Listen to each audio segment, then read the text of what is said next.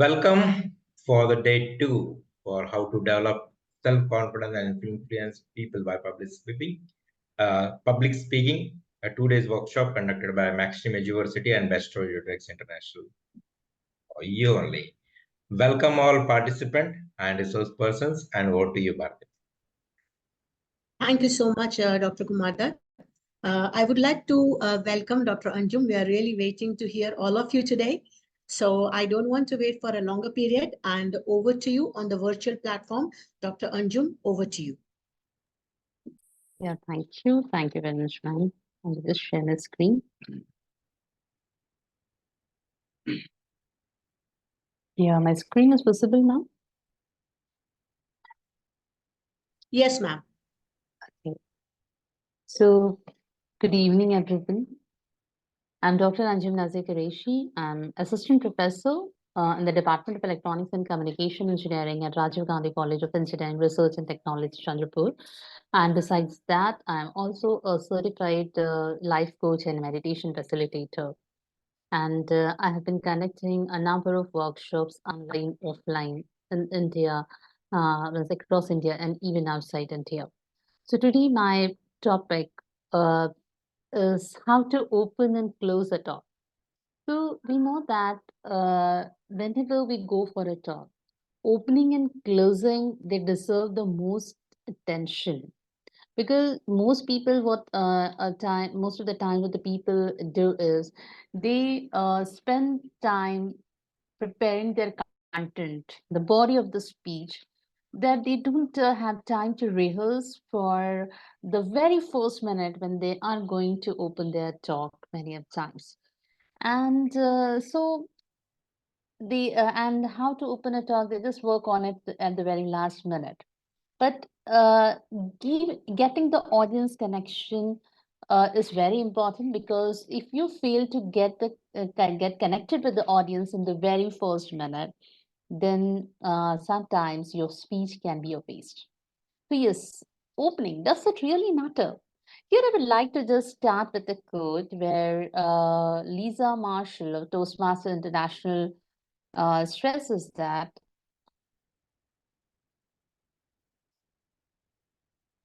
I spent 10 times. Just a second. I spent 10 times more time developing and practicing the opener than any other part of the speech. Yes, and as I said, if you don't get the audience attention and get them to pay attention towards you, because there are a number of thoughts that are running in the mind of a human being. But they must be thinking of several things that are going on with them, like what they have to do for the rest of their days. There's some of their grocery list, sometimes about their neighbors, and most of them are distracted due to the social media. So in the very first minute, if you are able to get the attention of your audience, so everyone will listen to you for the rest of the time. Otherwise, you will have no one to hear. Now, here I would like to like to tell you to just read this, person A and person B. So what kind of person would you like? So after reading this, I know that most of you would like the person B. But let's go to the previous slide again. If you look at this carefully, the words that I have written for person A and person B, they are the same, right? But what happens is that we always remember the first word. Like most of you, what would have done if when I display your person A, as soon as you read envious, stubborn, critical, just after reading the first three words, you have a different view of that person. And similarly, when you start reading intelligent, industrious, and impulsive, you have the good impression of that person. But if you look carefully at the words that I have written, for person A and person B, they are the same. But for person A, I have written some negative words first, and for person B, I have written some positive words. So yes, this is what happens when we go as a speaker. So if we talk about like how to open a talk, so it is sometimes it is called as battle of opening.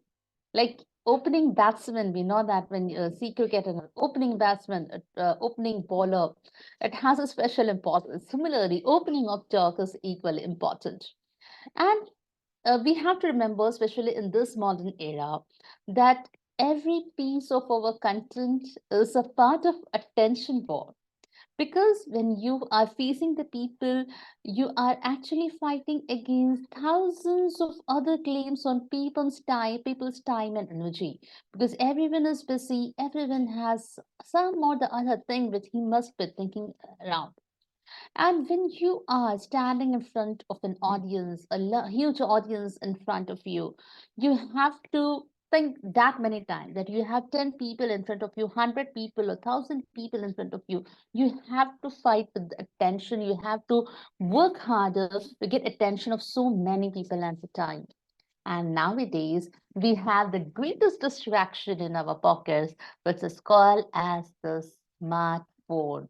So we know that once if we fail to grab their attention and they get on with their smartphone and they start checking their emails, they start checking their messages. So you know how impact your speech will have. So yes, starting strong is considered to be one of the most strongest weapons. Now, here is one more quote which says that people don't pay attention to boring things. You have got 30 seconds to before they start asking the question, am I going to pay attention to you or not? Yes, this has been said by John Medina.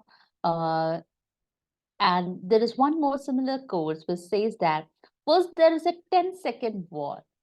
Can you do something in your first moments on stage to ensure people's eager attention while you set up your topic? And second is the 1 minute more. Can you use them to use that first minute to ensure that they are very committed to coming on the full talk journey with you? Yes, these two courses actually reflect how important it is for you to start your talk.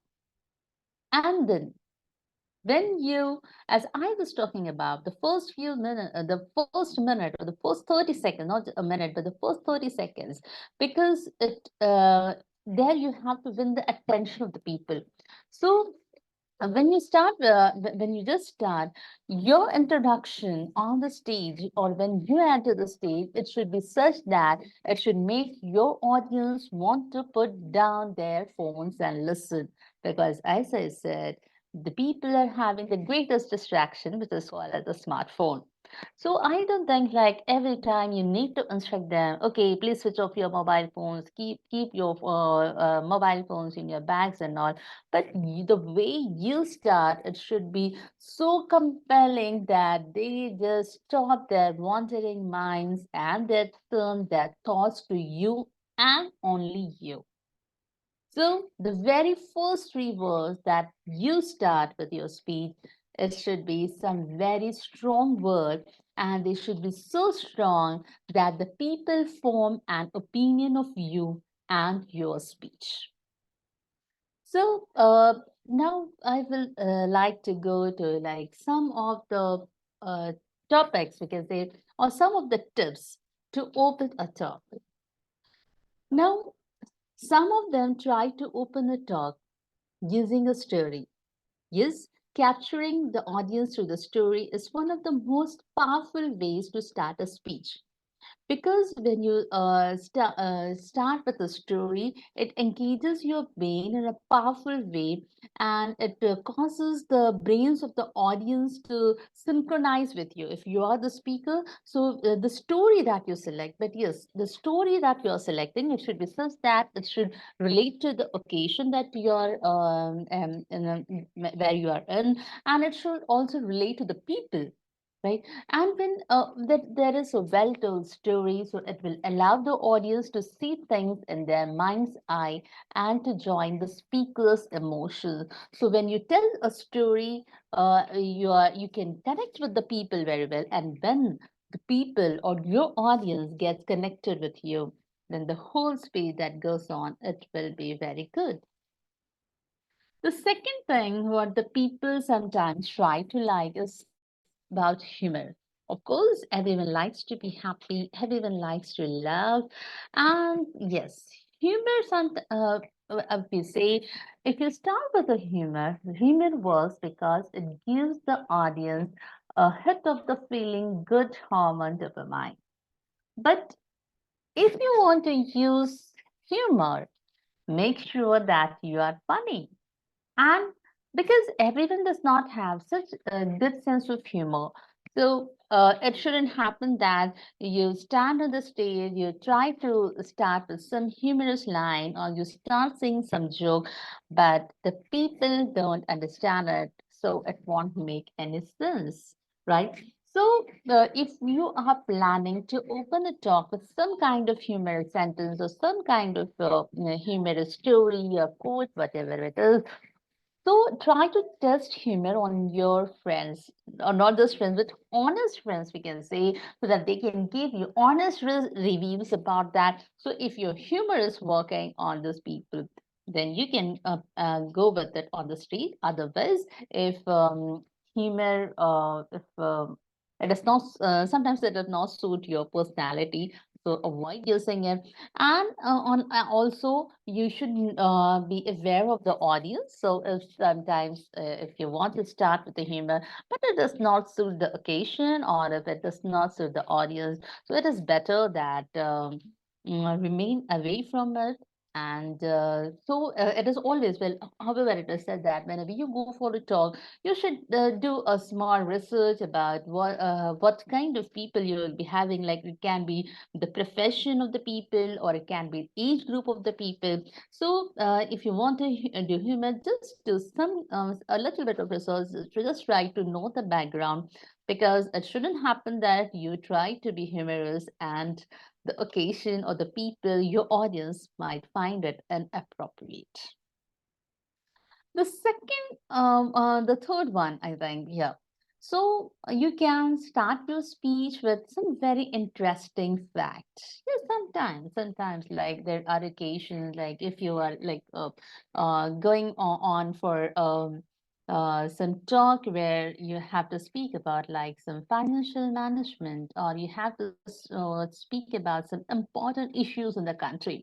So at that time, you have to go with some data. You have to present your facts in such a way that it will have a powerful impact from these people. But in this, you have to start in a way that you can be starting it like in the for some form of question or something. And one more thing, when you are starting with some kind of data, some kind of facts, if you want to present, you have to be thoroughly researched. You have to have the correct data with you. Okay. And then if you put it properly, you can grab the attention of your audience from the very first words. So yes, you can sometimes even start with some interesting facts. Another method to start a talk is using a prop. Yes, sometimes it is also used by the speakers. It can be some kind of some physical object that you can bring on the stage, and you would be bringing in such a way that the audience start looking at you. That is, you start attracting the attention of the audience. But yes, you should practice it before you use that prop on the stage. It shouldn't be that it should be going on for so long. Otherwise, the people will just get bored. So you have to plan the timing of the prop, and if you are planning to use it, you should rehearse it very well. And as I said, you have to rehearse the timing very well, because if you are using a prop for a long time, so might be the audience get bored or they get frustrated. And it is not always necessary that you are using a prop. at the beginning. But once if you are planning to use a prop at the very starting time, you are starting with a prop. So after some time, it is better that you just keep it a prop, because all the time if you're holding that thing in your hand, some object in your hand, so it may be appropriate and it can may be distracting, because the people will keep on looking at that object that you having on your hand. But when you are on the stage for a talk, you want the people to listen to you. So it is better that after some time you can just keep that prop away. One more very famous way, or one of the most adopted way to start a talk, is using a quotation. In fact, if we see in India, if we see that many speakers, those who speak in Hindi and Urdu, they start with some kind of shairi. We call that two lines. Okay. So this is again a very good thing where we can grab the attention of the people. You can be starting with the quote, or you can be starting with some very famous lines. You can just pick up some lines from the poem. But yes, you should again try to understand the importance of that quote. You should try to understand whether that quote suits your topic, whether that quote suits your occasion. And the second thing is, because the quotes that you're using, it should not be very long. Try to keep it short. Try to keep it short and try to use it properly. And it is not that quote can be used only in the beginning. You can use it at the end. You can use it in the middle, but you should know how to properly use it. And the third thing that you have to remember while using a quote is that the quote should be put, or the quote should be said by you in such a way that it has an impact on the people. Don't start with the name of the author. You can see the quote, like you can say, yes, I would like to start with the quote. Finish that quote and then said, this was said by Mr. or Miss so and so. And the second thing that you have to remember in this is, whenever you are saying a quote, if you don't have presentation in front of you, and you have at that time, you will have to remember the quote, and you also need to remember the person who has said that. So please, if you don't remember the name of the person, don't do a mistake of saying that, okay, this is a quote and it has been said. But if you're not confident, you can leave that. But the quote should have an impact, because as soon as you come up with some wrong information, it can have a very negative effect. The quote should be short and sweet, that gets to your point very quickly. Avoid using long quotes when you are just speaking. In fact, if you're having a presentation, then you can put it on your slide. You can read it for your audience. Don't say the audience to read it, right? Read it for the audience. And as I already said, you should check the authorship and the authenticity of the quote.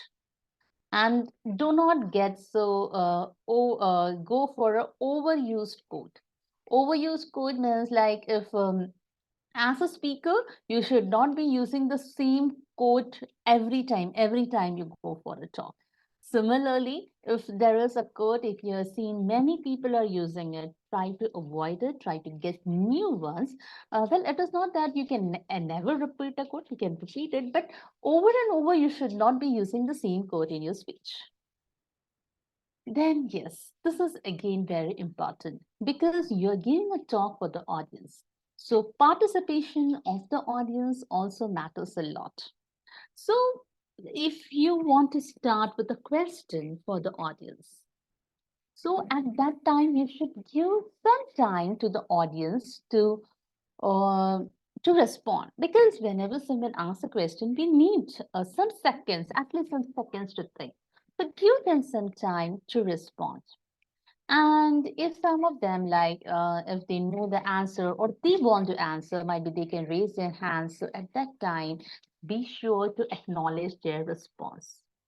So you when you expect some answers by, like,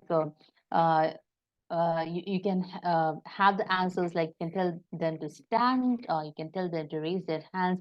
But when you do this simple techniques, the audience, everyone, they get attached to you, they get connected with you. And because whenever we go for a talk, if it is just a one-sided talk, you must be having a very good content. But if you don't have the participation of the audience, if your talk is not interactive, then might be they start losing interest in you. So, like if you're starting with a question, you can tell them to raise their hands. You can tell some of the members of the audience to answer, or you can go for multiple answers sometimes, or you can tell any one member of the audience to the group, and then you can talk. And if you're asking a question, just a question, okay, it is okay if you're putting the question on the slide, but don't have the answer on the slide, because you know very well that when you ask question, people can be having different answers, they can be having different opinions. And when you are a speaker, when you're standing as a speaker in front of the people, so a very important thing that you must start with is your impact should be such that the way you start or talk, or the way you open a speech, and that the people should know why you are credible. They should know why you are important as a speaker for them. You should be powerful. Your starting should be so powerful that you hook the audience with your powerful grammar. And then you tell why you are here to speak. What makes you so special that you are standing in front of them? Why you are important and why the topic is important. And once you realize that, yes, the person is a very knowledgeable person, the topic is very important for us, and the next few minutes are going to benefit us, so they will certainly listen to you. So the way you start, it should be such that the people get interested in your topic, and then everything will go on well. Now, these are some of the things where the people try to start a speech. Because why I see that you should be avoiding, because as in the very first slide when I showed you the person A and person B slide, if you remember, there I had shown the words, because the first three words that you see or that you hear, you remember it very well. Similarly, if the way you start, so your first few lines, the first few words, they have to be very powerful, because the people are going to remember it. So, like, if you should be avoiding, I have written some of the sentences, like if you say, like, everybody close your eyes, like, why? Don't do that. And can everybody hear me? So, yeah, if you want to, have this again, like, yes, sometimes the people say, yes, I'm audible. Well, in online sessions, sometimes we have to do it, but when you're speaking in an offline session, so at that time you can have this mic testing and all before you start the talk. If you really want to test, you can just go before and you can do this testing and all that, like how the mic is working, how the public addressing system is working and all. But don't start with this. Like, you can speak one or two sentences, and if you see the people are reacting to you, then of course you know that the people are listening to you, they are hearing you. And don't ever ask how long do I have to speak. You should be knowing it in advance whether you have to speak for 10 minutes, 20 minutes, 30 minutes, or whatever is this. And then if you are presenting something, if you are starting with the code that is written on your slide, never say, can you read this? Or never instruct them to turn off their cell phones or laptops, or saying that, oh God, I'm very nervous. Don't show them their nervousness. Yes, it happens that, however experienced with, because some kind of nervousness is there. But even if you are a new to this, even if you're a new speaker, even then don't show your nervousness in sentences. Might be there must be some nervousness sometimes, but don't that nervousness on in your speech. So that is sometimes you must be remembering, and don't instruct directly to turn off the cell phones and laptops. Your starting, it should be in such a way that they are tempted to listen to you. And yes, of course. Till now, we were talking about how to open a talk. So yes, a strong closing also does many things. So when you close your talk, so obviously you will summarize the points. So when you're summarizing the points, you are actually trying to restate your points so that why you should be doing this, so that the audience remembers it. Whatever you have said or whatever you have presented, the audience will remember it. Now, the next thing is like tells the audience when to clap. So this you shouldn't be doing it. When because you can imagine like if you are there and you have just finished and you would feel so awkward when there is no one to clap for you when you are done with it. So don't do it. Your closing has to be in such a way that as soon as you finish the people will feel like clapping for you in respect. Sometimes there's the other negative things also because when it goes too boring, even that people may start clapping. I have seen sometimes the people do it, but yes, but not that. Don't take it for the negative side. But whenever you speak, the audience should feel like standing in respect for you and clapping for you. So, and however, clapping, if you see, even it is very uh, good and it relieves the audience of the pressure of wondering and if they are clapping at the right time. And your speech, when you're ending it, it should give the audience a sense of resolve or a sense of being challenged. So, yes, it should also, when you're closing the speech, it should also provide resolution. Then these are some of the closing phrases we can say. Yes, you have to end with powerful words. Now, like we are starting we are talking about how to open a talk and how to close a talk. Like I said, when you start with the first few words are those that the audience is going to remember. Similarly, the last few words that we are going to speak, even that the people are going to remember. So you have to end with powerful words. You can just summarize whatever you have said, and then you can end with a quote. But don't try to repeat it. Like if you started with the quote, ending with the quote, you can do it any one time is there. And just when you see a quote, sometimes the people get inspired and they clap for you. And that way, if it is happening, so it is better that you just, and it's still if you have something to speak, but just take a pause, let the people finish their class, and after that, you can start with it. Sometimes you can end with a graphic. Graphic means you can show some picture or it can be some kind of graph which can actually, in which you can give a question, like end with a question, we can say. So that graph, that picture that you are going to display at the end. So it must be somewhere that the people remember a lot and the people are, they challenge themselves to think about it. So this the kind of end should be given in your talk. You can end with a positive note. Yes, always. We always want that whenever a talk is being done, the people get motivated by it, the people get inspired by it. So your talks, it should not be like the end that you say, but it is a next beginning. So end with inspiration, end with well-wishing to everyone of us. And yes, sometimes it can even end with humor, as I talked about. You can start with the humor. Yes, you can try to end with the humor. But as I said, if you're not so confident of being humorous, if you don't have such a humorous personality or good sense of humor, avoid using it.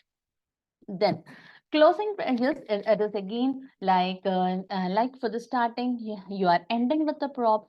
Similarly, you're starting with the prop. Similarly, even at the end, you can be using some kind of prop, and you should also memorize your conclusion as you're rehearsing your starting or opening of the speech very well. Similarly, you should also rehearse your closing of the speech or the conclusion that you want to give. And the most important thing is end on time. That is again very, very important because the people can't um, uh, listen to you for so long. And never end the speech in this way, like I think my time is over, or do you have any questions? Don't say this. Yes, of course, the people would be having questions sometimes, but there is a different way to speak it. Don't put like any questions. You can say, okay, I am open to your questions and this way, but don't, directly put this on your slides if you're doing this, and don't directly say this. Or if you sometimes it may happen that you miss a point, then leave it. You can, if you want, you can interact with them later and you can discuss with it. But after you finish your speech, don't try to repeat, don't try to take some more time to see the points that you have missed. And well, saying thank you, I would like to see discuss this in the next slide. Never apologize, and don't use the sentences that I will close with video. And then, yes, but about thank you here, just I will just say that there are sometimes, there are discussions. Some people say that you should end with thank you. Some say that it should not end with thank you. But yes, what I feel is it always expresses gratitude. Then again, just instead of just writing thank you, there are different ways to express your gratitude. And because why I say that your last word, it's not that you are not going to thank everyone involved in it, but the last word shouldn't be thank you. That's what I want to say. That because otherwise the people will remember only thank you. The people won't remember you. So say even if you're saying thank you, you should be saying in such a way that the people should start clapping for you, and it should signal, okay, you have finished. Okay, so the saying thank you is again another good way. And of course, getting off the platform is also a part of your closing, not just closing a talk. Because when you are going for a talk, it is not only the time when you stand on the stage, but it is of when you start from your chair. You're seated on a chair, you start from there, you go on the stage, you finish your talk, and after that you come back. So at these times, even when you are going on your stage and you're coming out of the stage, or you're sitting on a chair, whatever the kind of arrangement you must be having, you should be very careful, because your actual speech starts from there, from getting up from the chair and coming back to the chair. So you should know that when you are there and the people are there to listen to you, all the eyes are on you. So you have to be very careful, because your speech impression begins and ends from your chair. So this is something that you should be remembering. And yes, try to include a review of the speech, and persuasive speech ending should tell the audience specifically what they should do or think about. And the recency effect, such as that the people remember the most recent things. So that's why I said opening and closing is very important. And change the pace of your speech and tone of your voice to end this, to signal the end of speech. So yes, this is what I had from my side. And as I said, opening and closing is very important, though sometimes they might look similar, some kind of similar tips. But yes, as I said, your speech starts from the chair and ends to the chair. So you have to be very careful. You have to be very careful about your tone of voice, your body language, and everything, so that the people remember you, the people remember your words for a long time.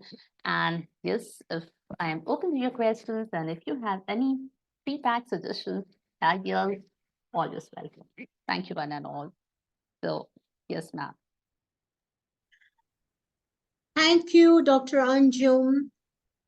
Can we give, first of all, a big round of applause, though we are virtually, but it's really important to appreciate each and every speaker.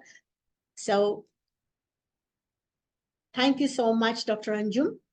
I think today's session, the first session, I must say that it's really started with very important and insightful points. What she really mentioned is that starting and the ending, it's very important. You can start with your storytelling, with humorous speech, or something recent activity. It's very important. And I like one thing is gratitude. we can always end our speech with gratitude. I would like to bring here one more point.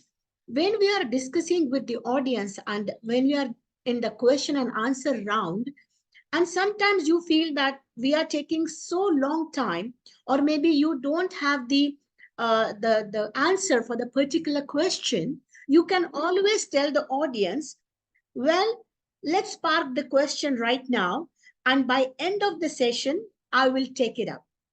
That also we can do it. Am I right, Dr. Anju?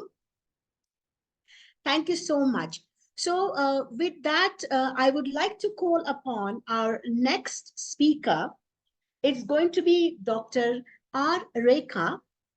And today she is going to put some points on how to make your meaning clear. Well, we should always have a clarity, but let's see what Dr. Rekha is going to tell us. Over to you, Dr. Rekha. Unmute பண்றேன். One and all present here. I'm Dr. Rekha. Hope you can hear me. Yes, ma'am.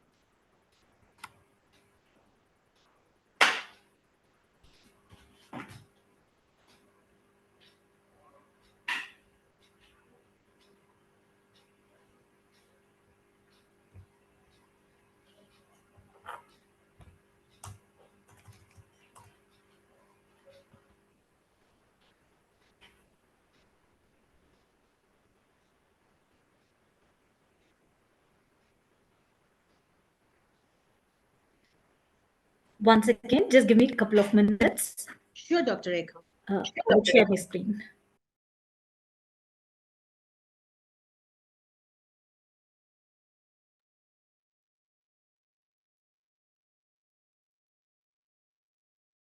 Till date, we have around 115 people who have enrolled for various types of professional certification program, maybe a certified corporate trainer, a accredited teacher trainer, accredited management expert.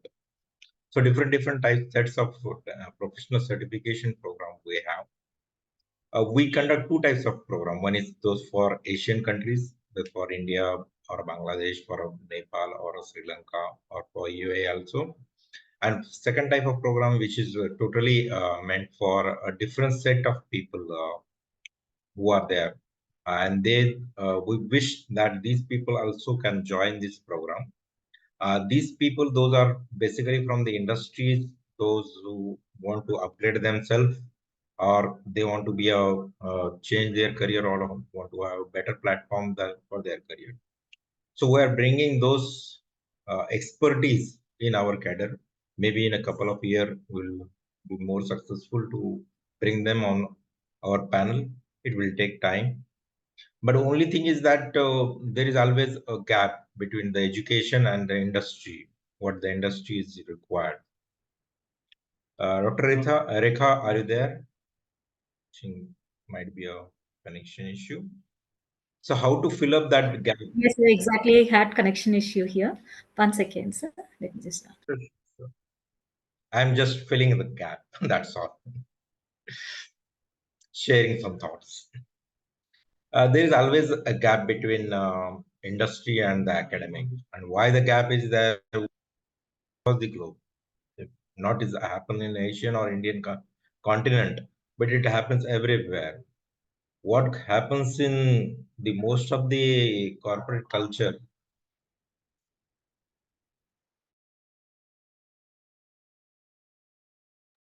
What happens in the industry is different, and what we teach during the classroom hours. Yeah, Rekha ma'am, it's perfect.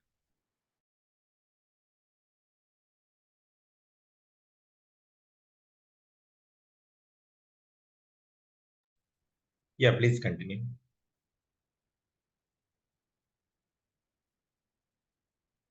sharing my PPT. Yeah, you can continue. I think it shows slide wise, or does it occupy the full screen, sir? I think it's slide wise. So are you going to control your own slides, Dr. Rekha? It's showing the Yeah, first slide now. Yes, it's showing the slide wise on the left-hand it's side. showing slide. Yes, please. Oh, it is showing the slide wise, but I've actually controlled it. I've put for the entire screen. Okay. So I think you are going to move the screen up and down. I mean, your slides up and down, right? No, ma'am. Actually, I had been presenting it as a slideshow itself. Okay, all right. That's wonderful.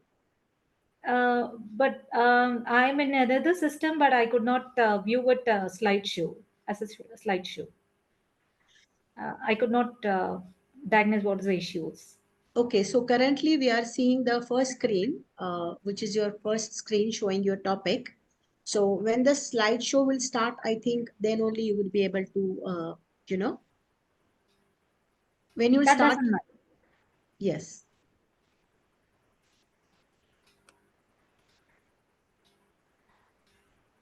How about it now?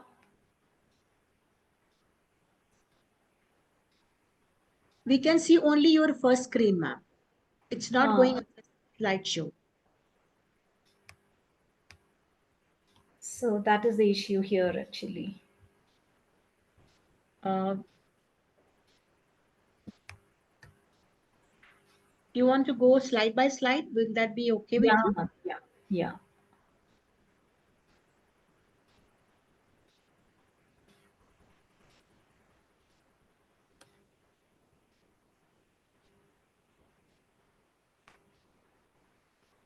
Pleasure. I actually take immense pleasure in being the part of today's program, 2 days international program, which is being organized by EduTrex International and MCM University. And it is actually the topic which depends on how to develop self-confidence and influence people by public speaking.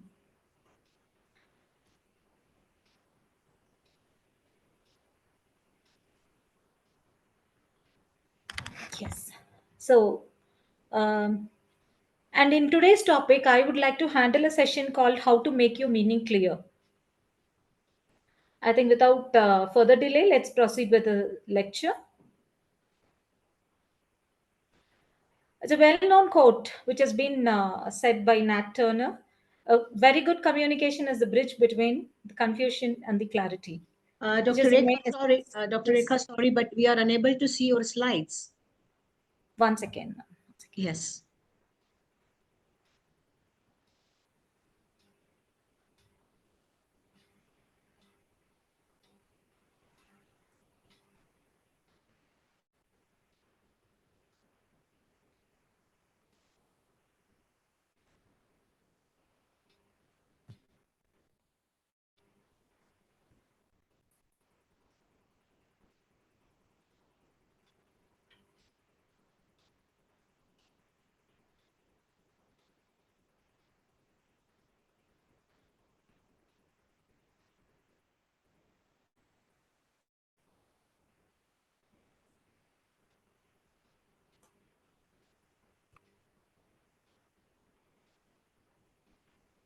Hope you're able to view it now. Yes. Done. So it is actually how to develop our self-confidence people by public speaking. That is the actual title of our 2 days international program. And in that, I am really happy to play a very big role in delivering a lecture on how to make your meaning clear. Let us proceed with the lecture.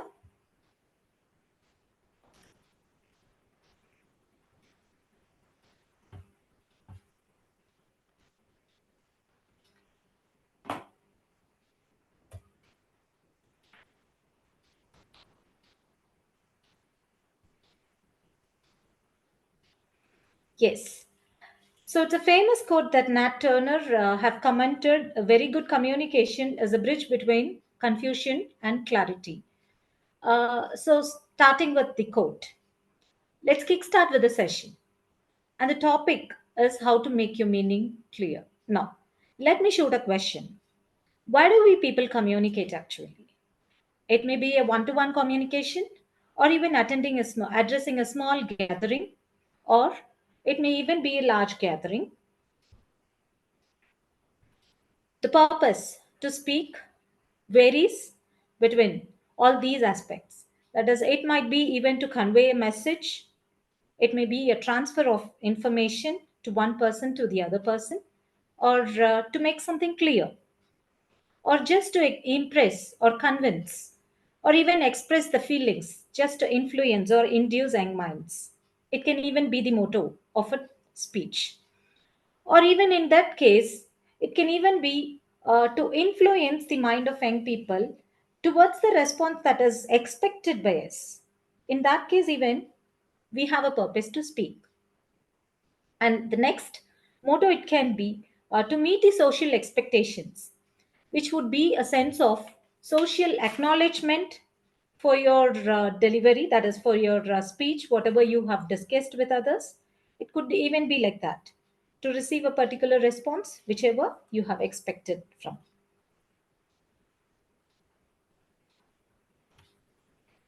Now, how do you start your speech? It could vary. It can be any kind of speech, or it can be any kind of gathering that you have in front of. You would, I would always suggest you people to take any one of the options which is being mentioned as below. That could even be a story. You can even start up your speech with a story, with a well-known story. Okay, it can even be an anecdote, and you can even start up with a very catchy quote in order to make them understand half the way clear, and even before you start. And the mostly preferred choice is to interact with the audience just by shooting up a question. Most of them, they also prefer that, like preferring any one small kid from the crowd who's with a parent generally keeps your interaction session much more interactive, so that they'll have all the thoughts and the points that you have delivered in the session, which will be discussed even later after the session is over. So mostly it can be preferred like that also. The statistical tools and data can also be given. Much more interesting facts also can be discussed, so that to bring back the attention of the audience to whatever you deliver with. And it can even be with a joke or a humor, so that it keeps your speech, the entire speech, it keeps your speech so lively and active. Okay, and a happy mind always learns much. So it's a belief that. So we generally do it like that also. And on an outset, uh, if we doesn't have anything to do with, that is, if we doesn't have a story or a joke or anything that is more interesting to be discussed in, which means if there is no preparation, so at that time one helpful thing that you can do is, one thing that helps you out can be your self introduction. So out of these, it can be taken. Yes. So let us take some more deeper dive into how to make your meaning clear. So there are some 7 to 8 different elements which helps you out in making your meaning clear. Let us foster one by one. So using comparisons to promote your clearness. It is all actually really, you can relate it with analogies. It can be relatable analogies which resonate actually with your audience experience to make any complex idea more simple for them to understand, right? And it can also be some unfamiliar concept to make the familiar, which can be connected to the familiar situation, so that the audience can understand things very easily. It can even get connected to the visual descriptions. You can use point vivid pictures with your presentations, or even with words, uh, which can connect them to the unclear concept that you wanted to deliver. Even in case if they doesn't have any specific idea towards the moral which you're going to deliver them. So the words or the drawing comparisons, it can be connected with the historical events to create better understanding, and also it also would be useful for your presentation. Then the personal stories and examples also sometimes it helps us a lot. like say it actually fosters a connection between you and your audience, so that if you're going to create personal stories. And some comparative metrics also can be used, like measuring measurable comparison to quantify or clarify your points, which is much more important. It's because see, a human brain always accept several fact which is already known to them. So in that case, if you wanted to state the length of a glacier in meters, then it is not going to make a point. Instead, if you're going to totally mention it in different terms, like say it could be the length of twice the length of London, or four times the length of Chennai, then at times when we know the length, when we know what is the total capacity of say London or the Chennai city, so in that case we would try to relate the size of the object that is mentioned by us, or the content that is mentioned by us.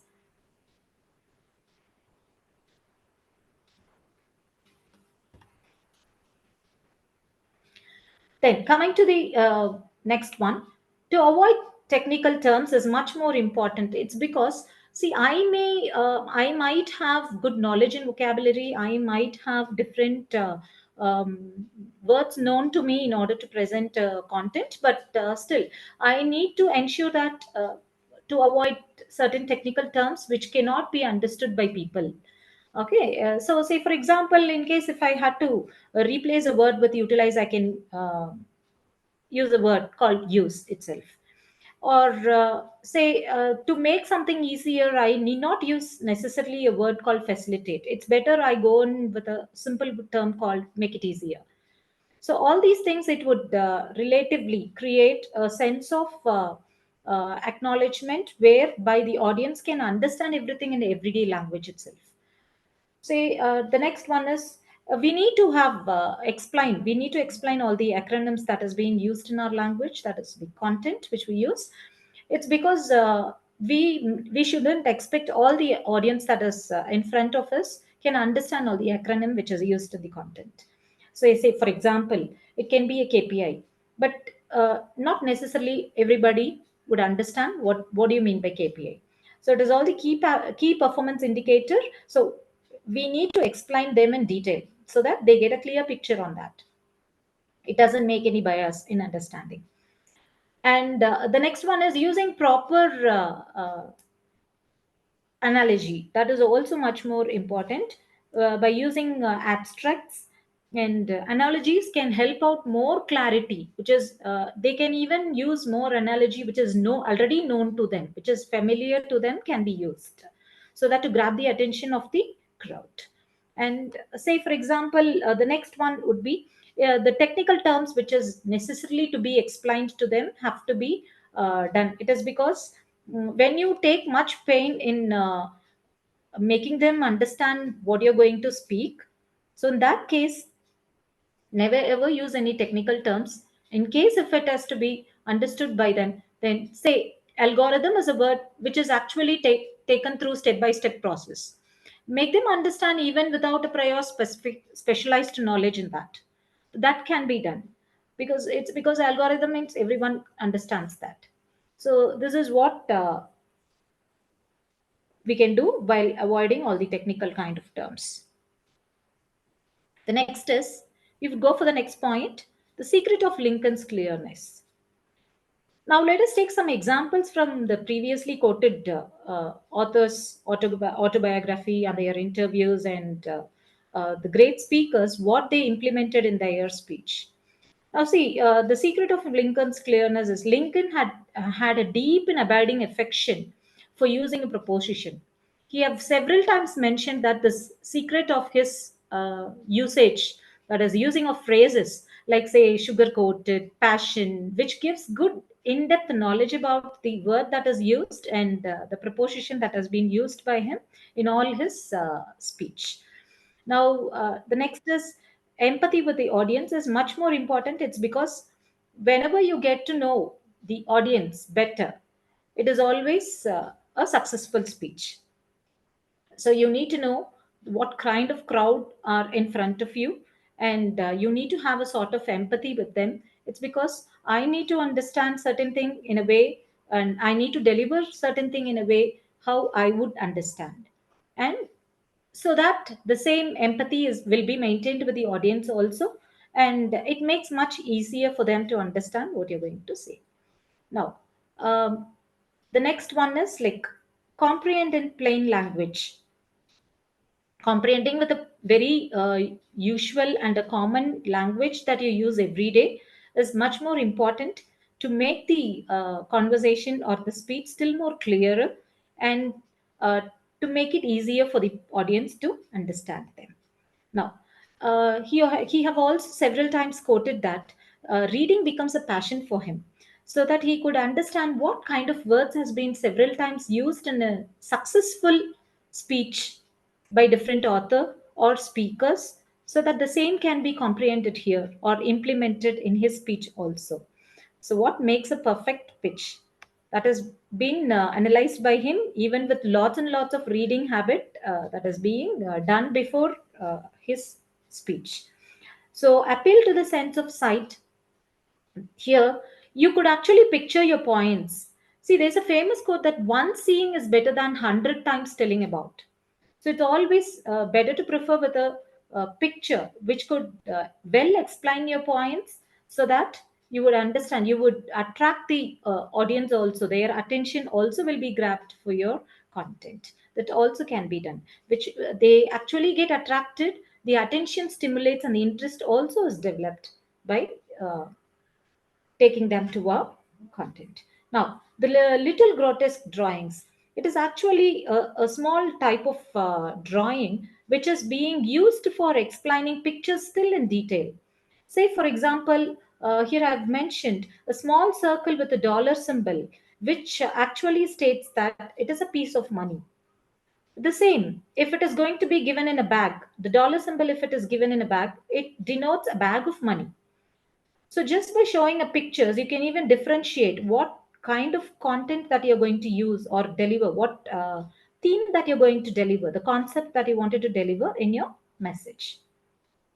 And the same, even with a single circle or even with the moon faces, you can use different emojis so that to make them understand um, still more deeper what you're going to convey. Say, for example, if I'm going to mention this single circle and a dollar symbol with the moon face and drowning, say, lips, and it denotes that the face is not happy. And the same way, if I'm going to show it as a happy face and in that moon circle and this bag with full of dollars, it shows that a man is so much happy with a bag full of dollars, right?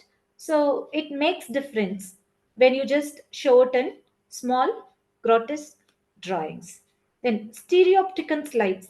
These are actually moving pictures. Stereopticon slides are moving pictures, which still more it still creates more understanding and interest with your slides.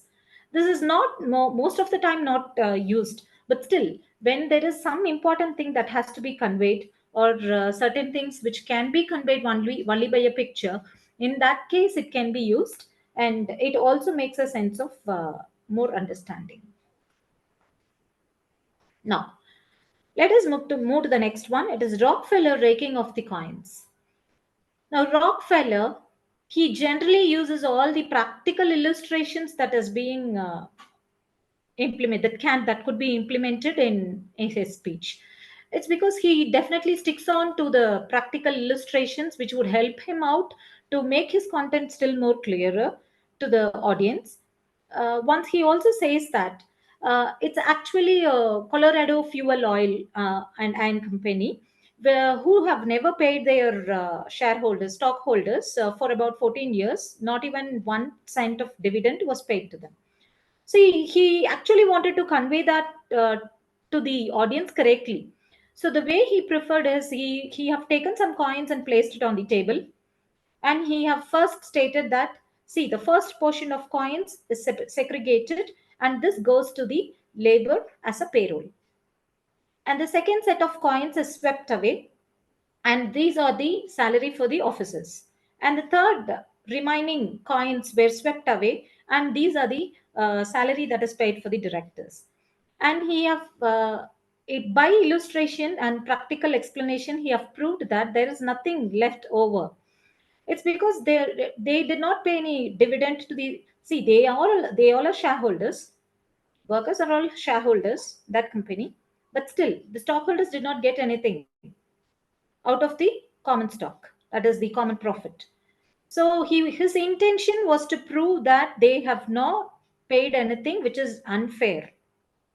He wanted to make a clear picture that it could have been paid. If it could have been paid, it is a common platform where that all the profit that has been divided in a genuine way. But still, he tried to prove that this is not done in a genuine way. So he have said that out of 4 different people working in a company, only 3 were paid, and the other fourth person was not paid. That is the common stockholders. So his intention was very much clarified, and he have made others understand these things by the practical illustration that he have implemented.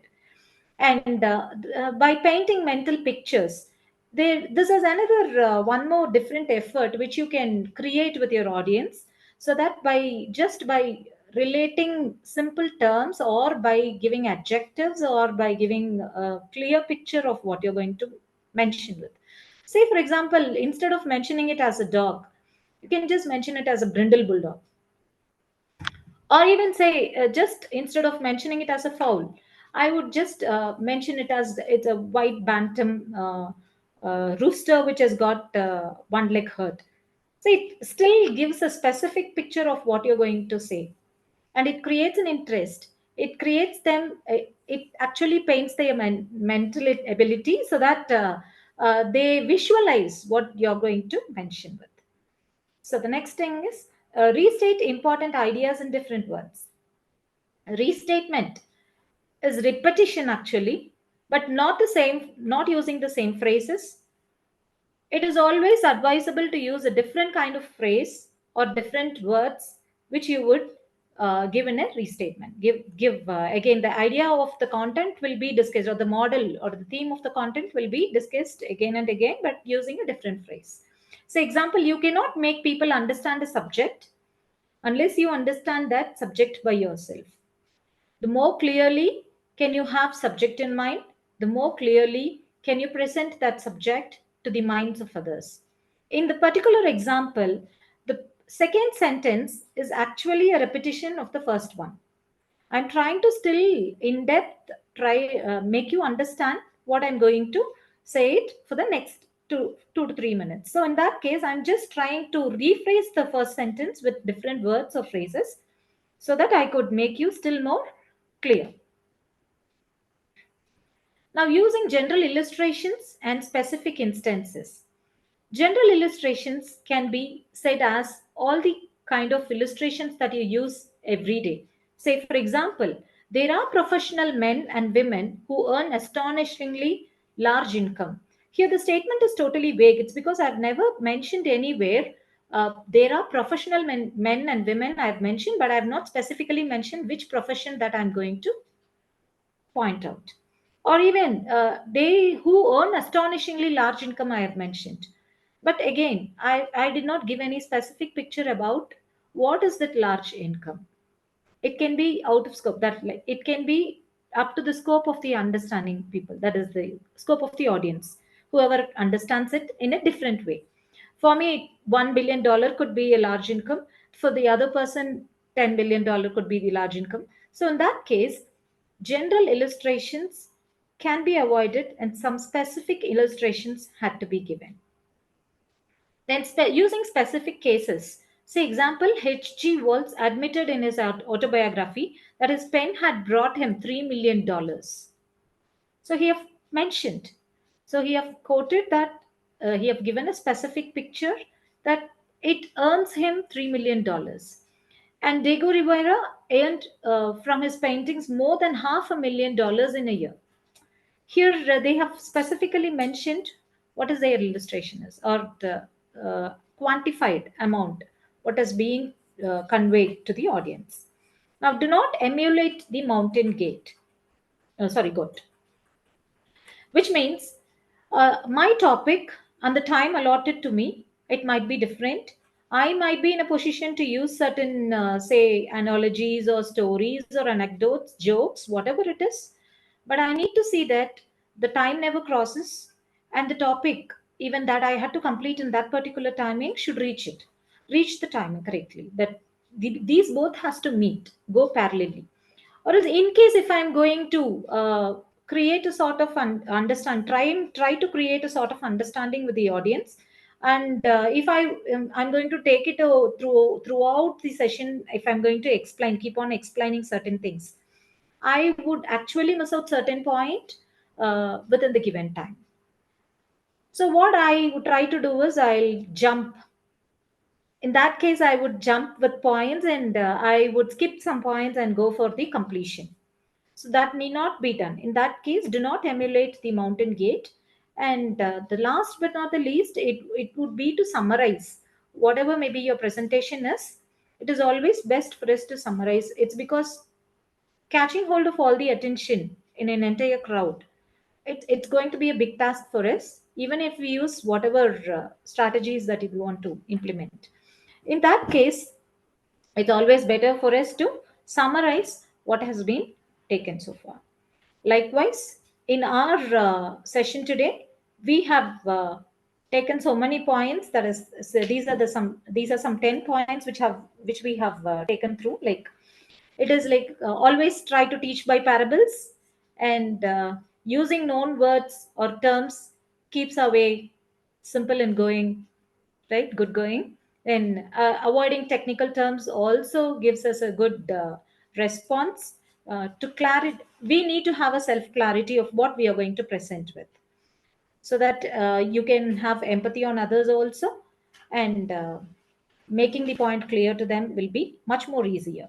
Appeal to the sense of sight, always creating a visualized connection with the point that you ponder with, is also much more important. Restating your big ideas, but with a different phrase, is much more important. Relevant illustrations can be given, specific instances and concrete cases can be handled. It's all done with crispness. It's because people never like having any content which is being lagged for an hour or for two. So in that case, we need to maintain a crispness in our content. That is much more important. And one speaker, he actually need to have a sort of passion towards reading, so that to implement different words, much more easier words to for the people to understand, and just to create a sense of comfortness with the audience who's listening with. Then to end up, it is all we need to close with a brief summary of what we have gone through through the entire session. That is much more important. I think I've done my part. Like, thank you for giving me this wonderful opportunity. I really regret it's because during the initial stage I had some complications with my system, so I could not start the session on time. But still, thank you so much for giving this wonderful opportunity. Any questions or suggestions that would? Thank you very much, Dr. Rekha. Can we Thank you. give a round of applause for all of us virtually? It was truly wonderful. Dr. Rekha, really, I like the valid point is that we should not use the technical language, which I really faced in my earlier session. And very much important. And if you are a passionate speaker, the reading is very important. Thank you very much for reminding us that we should read more and more. It was truly a wonderful session. Let's move on to our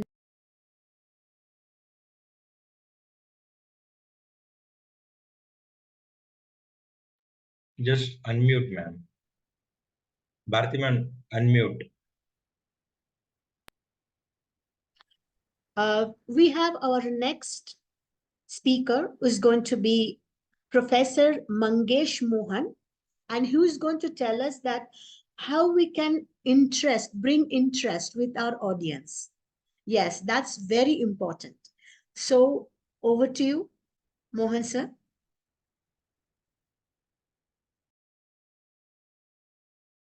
Am I audible?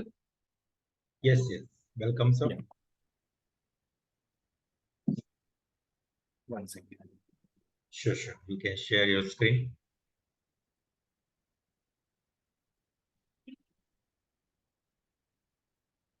Let me just share my screen now from here.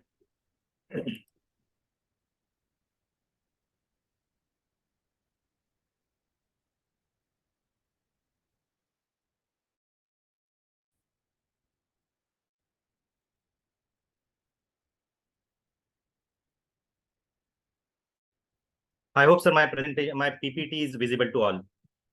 Yes. Yeah. Good evening, one and all. This is Professor Mangesh Mohan, principal at Father Egnell Technical College, Bandstand, Bandra West, Mumbai. And it's my privilege and honor to be a speaker at this 2 days workshop, wherein we are going to speak about how to develop a self-confidence and influence people by public speaking, organized from 16th and 17th, since yesterday and today, organized by Max Time University. And today my topic is how to interest your audience. And I feel whatever topic we have covered in on yesterday and today, that was all about, we want to influence the audience. We want to make them stick to our topic. So therefore, I'll be sharing more thing about this. Maybe how to make a presentation, and how to stick, how to interest your audience throughout your presentation. Before starting my presentation, let me share one incident with you. We all might have visited the friend's house. So I'll share my experience and you will be able to relate to that. One day, me and my family had visited to my friend's place who were newly married, and we did not attend their marriage. So what happened? As soon as we visited their place, they had handed over a 400 pages marriage album to us. And they said, since you have missed our marriage ceremony and you were not the part of it, that's why you can go through this album. I hope this type of situation you also might have faced sometimes.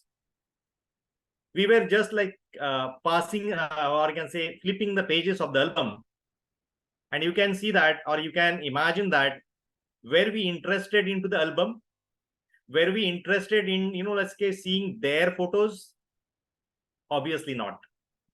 Because every time the person or audience is interested in himself or themselves. So basically, for their happiness, we were just flipping the pages of album, and we said, yes, it was an amazing ceremony. It was a great ceremony. We have really missed it. But basically, by heart, we were searching for our photos. Had it been that, we had attended that marriage and then our photos are there, we would always search for our photos. That means always a person is interested in himself or herself. When, as the book suggests, and it is mentioned that when Lord Northcliffe was asked by the people that what is the people interest, that time he has explained that the people interest is in themselves. So we always think about us. We are always thinking about what is my interest area. Therefore, there is one word into this book that is called as reveries. That means we are always in our thoughts. It is mentioned that, I'll read out that sentence here. There is nothing else, anything like so interesting to ourselves as ourselves. That means hamare liye there is nothing more important than ourselves. So basically, the basic idea about making your audience interested in your presentation, in your talk, in your seminar, in your workshop is to make themselves a center point, or is to make the audience center point of the talk. So when in the next 30 minutes, the flow of the talk is going to be, we will be talking about captivating your audience first, then understanding what type of audience you have got, what is the importance of storytelling in the presentation or in the workshops, what is going to be the visual appeal importance, then how we can make the people interactive and let's say seek their participation during our workshop or presentation, how we can have how can we master the verbal delivery and the non-verbal gestures, and how to handle question and answer so that people will always feel interested in our talk, and what is the sort of continuous improvement, so that every lecture let's say you are going to deliver, that will be the better version of what you had delivered earlier. And finally, as ma'am has already suggested, we have to have a conclusion or a summary of what we had talked about. Let's talk about the introduction first. When you say captivating the audience, it is important that let's say you must get engaged to your audience. You must seek their attention to yourself. As I have started my presentation by sharing a story of a marriage album, so therein like you might have related with the same situation you might have faced earlier sometimes. At the same time, whenever we have seen that, whenever we start a conversation, that time you need to see that let's say how we can seek the person's attention. That point of time, let's say it may be your gesture, it may be your smile or whatever it is. You need to seek the attention of the people. Otherwise, as one person has said that nowadays people's attention has a limit of 10 seconds. You might have seen that on the Instagrams, let's say 15 minutes slide, 15 minutes reels are there. Even if within a 15 seconds, if the person's attention, that reel or that content could not grab, then he flips away. So here also, when the person's attention or engagement has lowered down to 15 seconds, 10 seconds, 7 seconds, that time, let's say we need to be always careful about how to grab their attention every time. There has to be always an attention between, or you can say connection between a speaker and audience. We cannot have the same story for all the type of audience. At the same time, let's say you should always tell them, let's say, how are we going to move out in the presentation. As I have already let's say said in the earlier slide, that how we are going to flow in a presentation, or what are we going to talk. So there also people get the idea about how we are going to speak. And at the same time, let's say we have to always set a stage wherein people will feel that yes, this is a two-way communication. It is not always a speaker who is going to speak. Therefore, your conversation has to be always engaging. When you talk about how to prepare for your talk, that time, let's say you need to know that what sort of audience is there, what is their test, what is their maybe let's say what is their preferences, from which category they belong to, or you can say which area they belong to. At the same time, let's say whenever we are talking about any presentation that is given for the student, that time, let's say I must be giving the examples, or I must be citing the stories which will be related to the student. I cannot talk about the the people, let's say, who are in the 60s, the same story, let's say what I might have shared with the student who is of 18 years old or 21 year old. At the same time, let's say whenever we are delivering any content, that time, let's say I must do a market research, or I must have seen, let's say, some of my competitors, let's say what they are doing. If I want to be, let's say, powerful and let's say what I say influencer, that time, let's say I must know, let's say, what is the lacuna, what is lagging in the other competitors presentation, so that I can fill those gaps. I can put in those topics so that people or audience will feel that yes, I got, let's say, what I wanted here. So basically, it is very important nowadays that what we are going to present, that before that we must do audience research. Now, when we talk about understanding your audience, now audience could be of different or you can say heterogeneous group. So we need to see that, let's say, when I am going to present my presentation, my content to, let's say, some sort of let's say audience, that time, let's say who are they and from where they are belonging. So first is, like, see, you must understand their demographies and their interests. You need to know that what sort of interest they do have. Whenever we talk about the World Cup, let's say what is just now over in the last month, if during that period, let's see, if we talk about this films and all, people may not be interested. Everybody was interested in the final of World Cup. So at that point of time, let's say we must see that, we must check that, let's say what is people's interest, and we should start that type of topic. Or during that topic also, during that time also, if I have to present my presentation, if I have to present my content, that point of time, I need to have such type of citing or such type of stories in my presentation, so that people will be able to relate that. At the same time, let's say we should do some sort of surveys and feedbacks from there. Let's say I can do that, what sort of audience is there and what they do want. And lastly, every people has got different types of learning styles, and I should be addressing that always. So when we talk about, let's say, audience demography, the first thing comes, that is the age. Whenever we talk about youngsters, they talk about what? They talk about making money. They talk about cricket. They talk about the movies.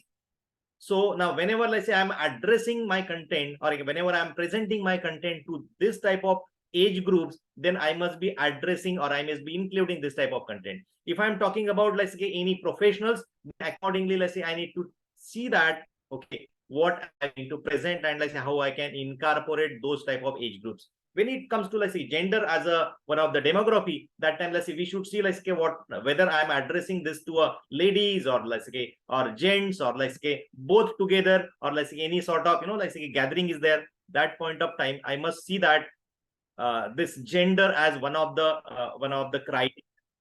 When it comes to location, if now in this seminar, or let's say in this session today, there are people from, let's say, all over the country. That time, if I can give, let's say, any example, let's say, which is outside India, or let's say outside that local demography, that time, let's say, the people may not be able to relate. So basically, I say I need to understand this parameter also. And lastly, that is nothing but the education. So it is all about, let's say, what sort of audience I do have, what is their educational qualification, what sort of their thought processes. I should be always taking care of that, and let's say I must prepare my content accordingly. When we talk about, let's say, people's interest too, that time there are some keywords we should always think about. That is, if I'm going to present content, or if I'm going to present a seminar on how to interest the people, so then I should always talk about audience as a focal point, audience as a pivotal point. So that is important. If I talk anything which is not their interest, that time, let's say, my thing, or you can say my content will not be suiting them. As I can give you the example of Chetan Bhagat. He is a great story writer, great novelist. Being an engineer, let's say, being a bank employee, let's say, he has written the books, and all are famous among the youngster. The reason behind that, he has always used one theme, okay, wherein he can his topic is, like, interested youngsters. Other people, like, okay, the people who is of 60 years plus old and all, they may not like it, okay, but his fan following is the youngster, because, let's say, he has captured his what do you say, let's say, he has known that, let's say, what does youngsters require. So that is what, let's say, the one thing, let's say, as we as a content creator, or let's say we as a presenter, we should know that. When we talk about, let's say, social media and all, nowadays, let's say, whatever content is presented on a social media, that is all about money making. How can you make money? So people is always searching for, let's say, how can I make money? And that is why it is very important that, let's say, we should always keep, or we should always search what is nowadays trending. That is why, let's say, you can see that, let's say, some reels have become viral, and that is because, let's say, what is trending, they find out what is trending, and then accordingly, let's say, they make the reels and all. At the same time, let's say, at the same time, let's say, we should see that what your competitors are doing, that I have already listed in the earlier slide. So when we talk about presenting anything, as we have seen that storytelling makes a very important part of presentation. The great presenters, they always share some stories, because this story always connects to the audience. It connects to the viewers. So therefore, I have also listed one story here. You already, let's say, might have seen this movie, and whenever, let's say, we share a story, that time, let's say, what happens, let's say, it really, let's say, resonate with, let's say, same time, let's you can have like a heart to heart. At the same, the person who is listening to the situation, we can have let's say emotional connection, everything like that. This story, let's say the video, let's say what am I sharing here? It's all about a coach is talking to their players, and during this time, let's say he is tracing upon let's say one word that makes a fulcrum point, that makes a statement, or that this two words, that is 70 minutes, 70 minutes, 70 minutes. Every time he forces onto that, and he is making an appeal to that, and thereby, we know the happy ending of the movie that like India wins that match. So I just want to share this.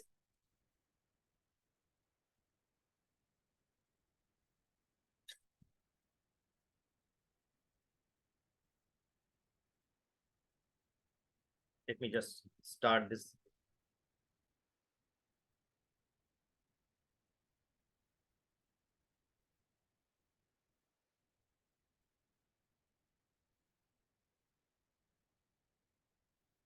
One second.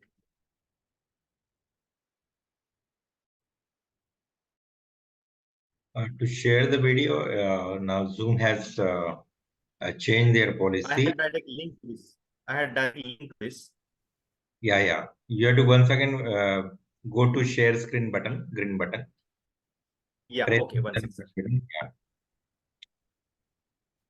Yeah, I'm sharing it. Yeah. Go to advanced one.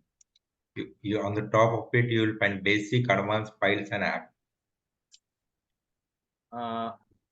Advanced, yes. Click on that advanced. And, Click on the video. yes, I am clicking on the video. Yeah. Now you can select the video and share. No, I had directly given a link to that. Link will not work here because they have changed certain graphics and I don't know. Okay. One sec. So then I'll just hear from here.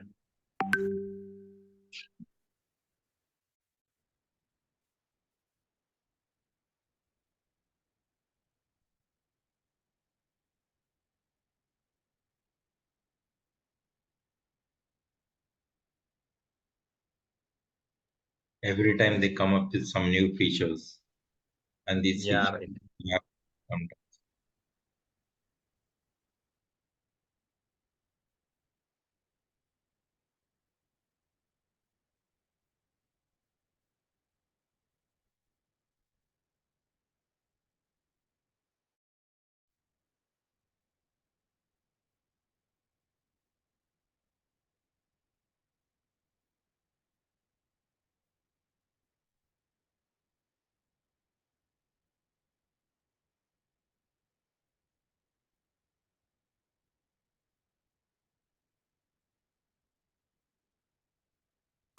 I took more than 300 interviews when I worked for Facebook.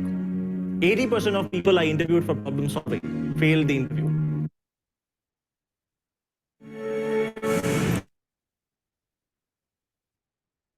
Share screen. Go to advanced one. Click on video. Okay, I'll go to advanced and then video. But my screen is not shared. Yeah, it will be shared. I want to share my.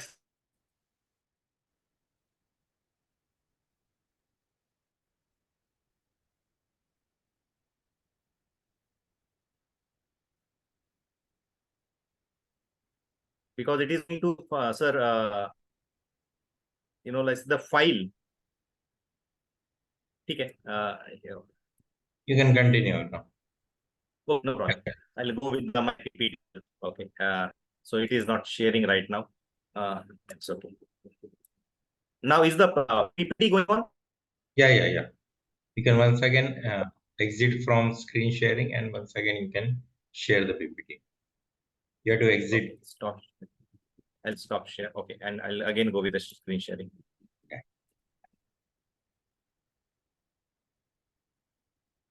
Okay.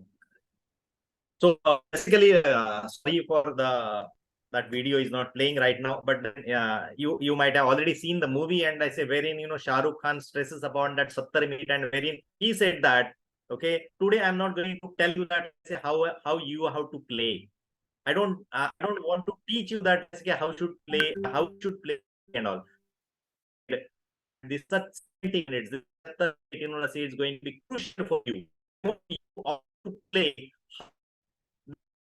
last 70 minutes of your life, or you can say it is going to be, let's say, very important 70 minutes of life. So whereby, let's say, he is connecting with his audience, and at the same time, let's say, since it was an emotional connect, therefore the players understood, let's say, what he wanted to communicate, and thereby, as a presenter, let's say, I should always share some stories, or let's say, I should always share my presentation wherein they are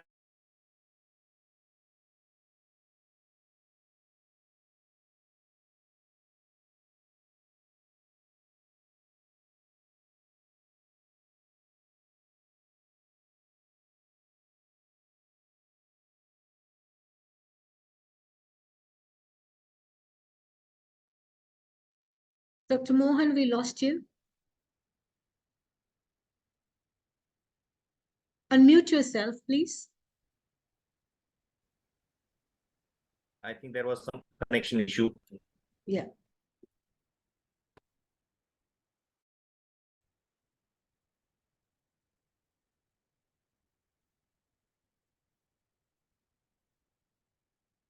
Now I'm audible, and is PPT visible? Yes. The PPT Yeah. is not there. We are unable to see. One second. Yes, please. Yeah, it is there. Perfectly fine. That's there.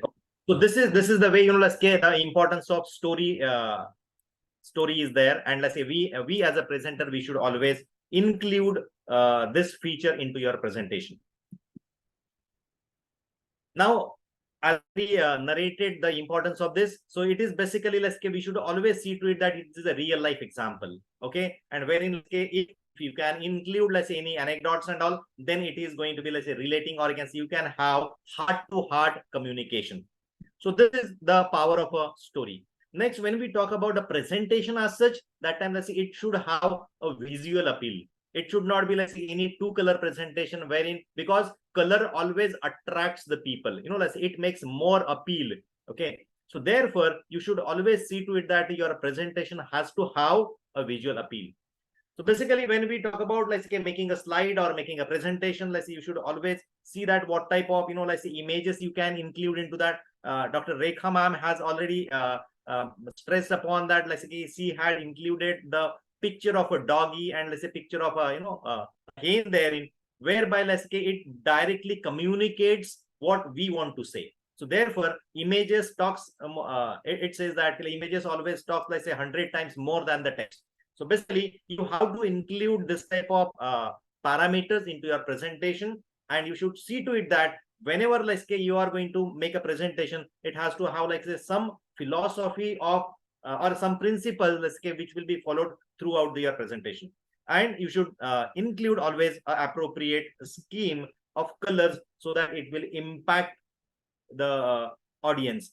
Because, let's say, many a time, let's say, if you are using, let's say, very pale colors, yellow color and all, yellow color is good, or you can say a red color on a yellow color, that is good, because that will directly, let's say, sense that directly impacts your eyes and mind. But if you are going to use, like, say, a red color onto a black color, it doesn't make any sense. So we have to always use the appropriate color scheme so that it will impact presentation. Whenever we talk about interaction, because whenever we are going to give any presentation for half an hour, 1 hour, 2 hours and all, and as we already understood that, let's say, audience attention gets diverted just after, let's say, 30 seconds and all. So we must always make them interactive. We must always ask them questions. We must always seek their participation into your presentation or into your delivery. So basically, when we talk about engaging the audience, let's say, we have the great tools from the technology. That is, we have got Google Forms, or you can say Picklers, the Kahoot, formative assessment, or you can say these are the tools, Poll Everywhere, Mentimeter. So we can always sometimes ask them, okay, this is the topic, let's say, we have done it. Now what we can do, we just want to have a poll, so that audience attention gets diverted to you, and let's say whatever you are saying, they are going to respond to your words. At the same time, let's see, we can have some sort of a discussion also. We can make, if it is a big audience of 100 people and all, we can make, like, 5, 10 people's group, and we can say that, okay, this is going to be a task in the workshop, therefore let's complete it. Come out with your brainstorming session and come out with your solutions, or let's say what you want to say about this. So this way we can engage the audience throughout your workshop or throughout your delivery. We can give them some hands-on activities also. We can give them some sheets, and then thereby, let's say, we can ask them to fill in, or you can say we can take their feedback onto that. So this is also one type of a technique whereby you can make your audience engaged. And as you might have always seen that during the KBC, that is Kaun Banega Crorepati, let's say, first of all, it is fastest finger first. So you have got that click pad, or you can say we can engage all the people sitting into that. We have always seen that. So at the same time, let's say we have got many technology tools, thereby, let's say, we can ask them, let's say you code for this, or you can say you can give your view. So we can use such type of click pads and all whenever, let's say, it is offline sessions and all, whereby we can engage the audience, and they will always see to or you can say we can always see to it that whatever we are saying, they are listening to it, and they are going to responding to our delivery. When it comes to, let's say, mastering the verbal delivery, it is not only verbal, sometimes it is non-verbal also. And it is always said that non-verbal communication is very important. So therefore, whenever you talk about, let's say, confident, and whenever you are delivering your content, you must be always confident, and you should be always clear about what you are going to say. At the same time, tonality always matters. The pace and the rhythm in which you are going to deliver your content, that matters. For this matter, I just want to share one example, as there is another video, let's say, which also again may not play. That is, you might have seen, or I can say we are from the generation of 70s, 80s and all. During that time, let's say, Doordarshan news were there. And on the Doordarshan, the way, the news reader used to read the news. And nowadays, whenever we see the Hindi news channel wherein Arnab Goswami is there, or I can say Arnab Mukherjee, Arnab is giving the news. Now you can see the excitement, you can see the delivery, you can see the tonality, you can see big difference between, let's say, what was said earlier, or the way, let's say, the news were presented earlier and now it is presented. So it is very important that, let's say, how are you going to present your content? And always he used to say, or I can say always Arnab said, India wants to know, India wants to know. Meaning, like, okay, always the viewer, or I can say the audience, always is interested, and the audience is always glued to what he is going to say. At the same time, whenever we talk about any sentence, that time, let's say, it is very important that, let's say, where you are going to stress. There is one English sentence. This is many times, let's say, cited during the workshop and all. And that sentence is, I never said she stole my money. I never said she stole my money. So in this statement, or I can say in whatever words are there, let's say, if you can stress every word differently, the meaning of the sentence changes. So therefore, we need to always see to it that, let's say, whenever I am saying anything, or whenever I am presenting any content, where to stress and where not. So therefore, managing a pace and the rhythm, it's very important. Whenever you are delivering, let's say, any serious content, it is all about technology, or it is like something like a serious content. That time, let's say, to engage the audience, you have to have, let's say, humor during that. It could be verbal or it could be non-verbal. Okay, so basically that matters. We have always seen that this is a video, but let's say this will not be played now because of the that technical issue. Yeah, this is the video I wanted to share with you. Now we have always seen Mr. Bean, and let's say that was all non-verbal communication. So with his body language, we could understand, let's say, what sort of action he wanted to present, or I can say what type of gesture he wanted to present. So basically, whenever you are going to deliver a session in an offline or online manner, that time, let's say, we need to always see to it that our body language talks about or I can say talks more than what we are going to present. So this is very important to include non-verbal communication in your presentation. One of the important part of a workshop or let's say delivery, that is, and see to it that like your audience is always interested in your delivery or in your content. That is nothing but handling question and answers. So question and answer, let's say, are very important part of let's say any delivery. So basically what you need to do, first of all, let's say you anticipated what sort of question the audience may ask you. At the same time, let's say it should be always a open and positive atmosphere. We should not suppress anybody's question. Even if it is a silly, that time we can say that, yes, let's say I would answer that. And some point, let's say it may be very much, uncomfortable situation. That time, let's say you need to see to it that, okay, you may say that this is a very good.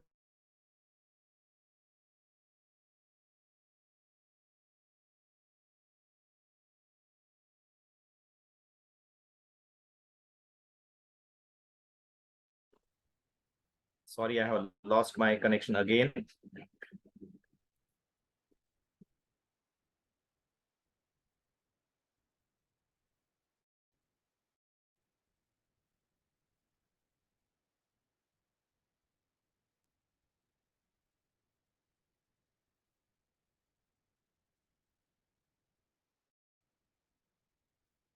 Now, is it visible?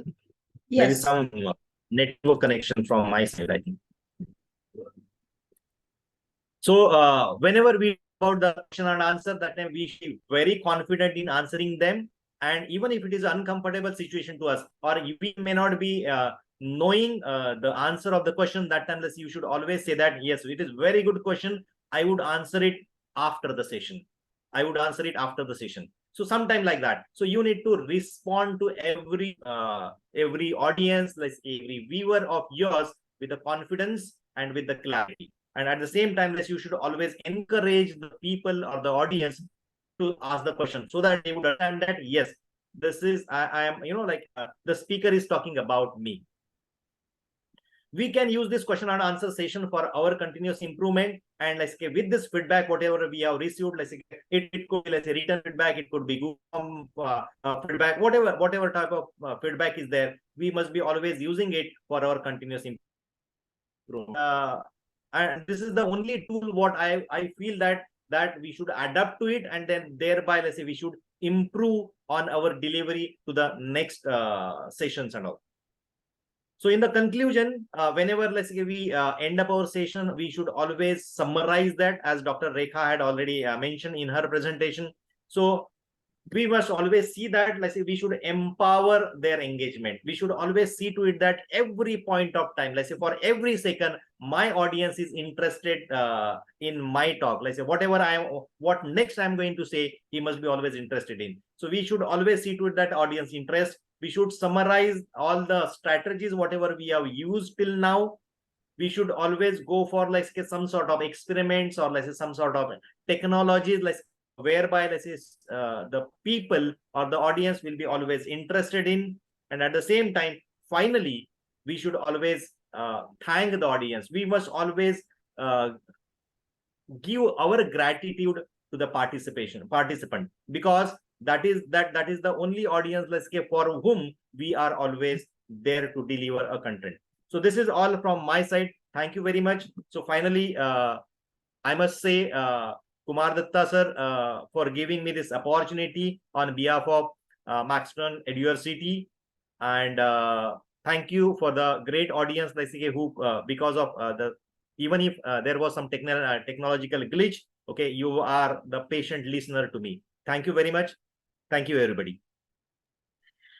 Thank you so much, Mohan Mangesh Kumar sir. It was really a wonderful session, I must say. And you rightly said that we must know our audience. Without that, the initial research, where we are going to speak, which session I'm going to handle, it's very important for us. And the second point I would like to really make over here, that images talks more. I really relate to your first story, that we are really not interested to watch somebody else's album if my picture is not there, and I can really relate to that. So that's a Exactly. wonderful example you had given us, and we will really take it up with us. I don't want to wait any further. And here we are going to end our last session, which is going to be by Professor Dr. Kanchan Fulmali. On the topic she's going to discuss today is how to improve your diction. So over to you, Professor Dr. Kanchan, if you're there. Professor Dr. Kanchan, yeah. over to you. Yeah. Yes. Thank you. Thank you, Madam, Bharti Madam. And thank you, Kumar Datta sir. You have given me opportunity. So without wasting time, I wanted to share the screen.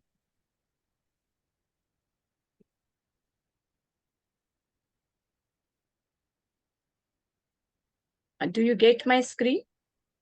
Is it visible? Yes, ma'am. Okay. I hope you are getting the screen fully. Yes. So the little introduction about me. I'm Professor Dr. Kanchan Fulmari from Dhanuka College, which is affiliate to University of Mumbai. Right now, I'm in charge principal over there. In my pocket right now, 2 patents are there, and I'm a hardcore researcher. So many papers, more than 130 research papers I have published. And not only that, at the same time, minor project and Scopus Index research papers I have already published in some of the good journals. UGC Care Journal also, I have published my paper. And one of the journal, it is a peer-reviewed, where I have published my one of the paper, where they have given me money. So some credit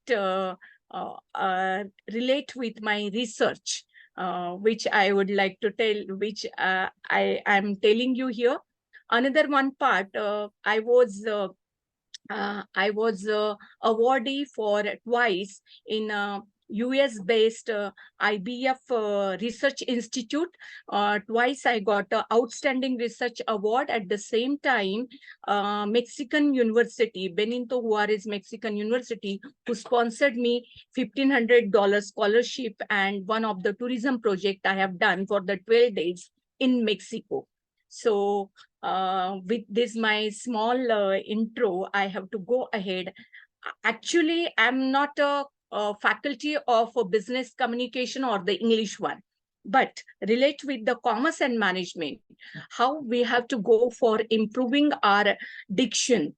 That means are the words, our pronunciations, and all the things relate with that. We have to go for this journey. Basically, it goes with the ideas, and that is what I have to put here, the ideas, how you have to make our presentation beautiful, at the same time interesting one, at the same time if your dictions are powerful. Just like yeah, I know that the thing about the English language,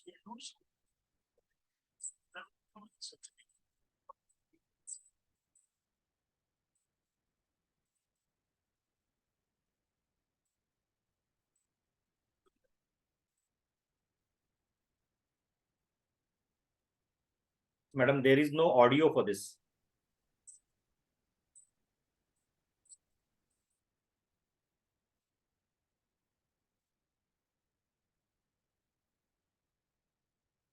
I think you got the video and you understand that to whom I have to show you here.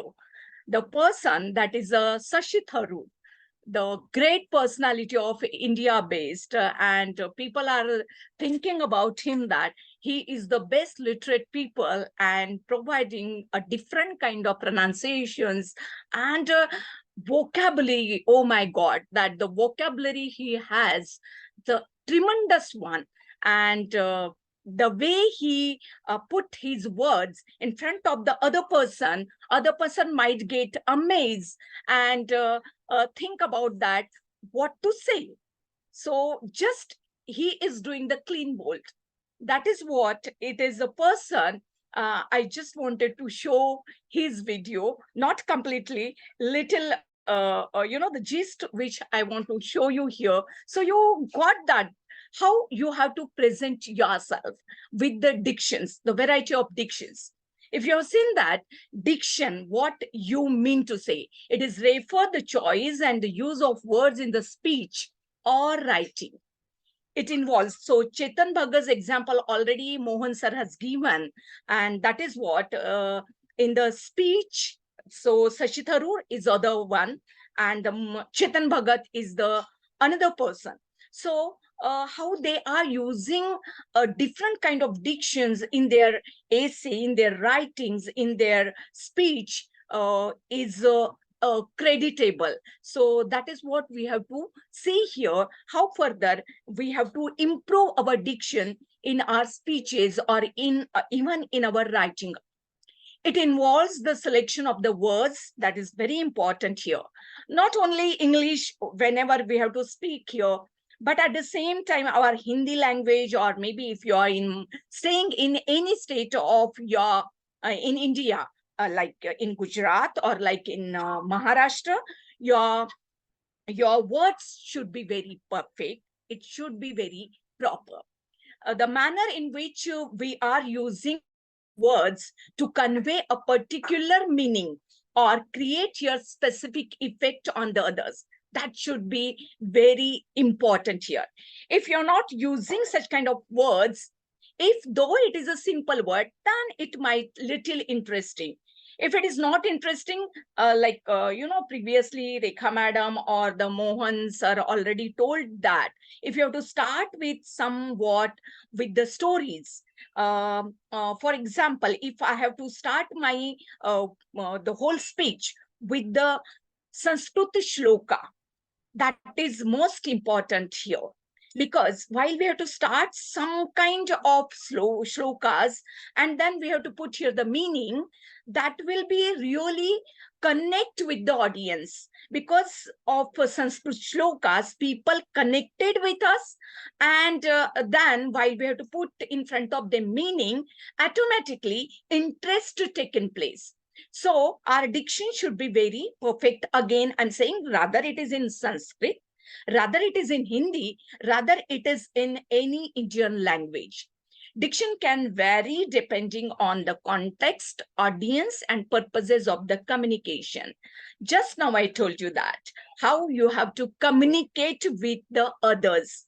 And for that purpose, the articulation of this exercise, I have to just wanted to show here.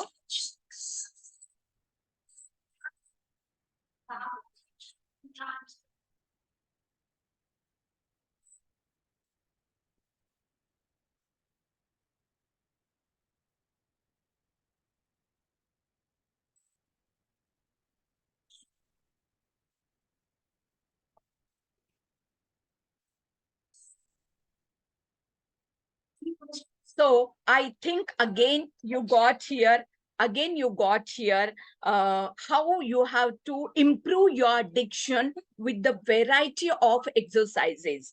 If right now I don't have a pen near to me, but if I want to pick that pen in my teeth, and while I have to do here some kind of different words like lee, so your diction will be definitely improved. Means for the improvisation, you have to do here some kind of face exercise also.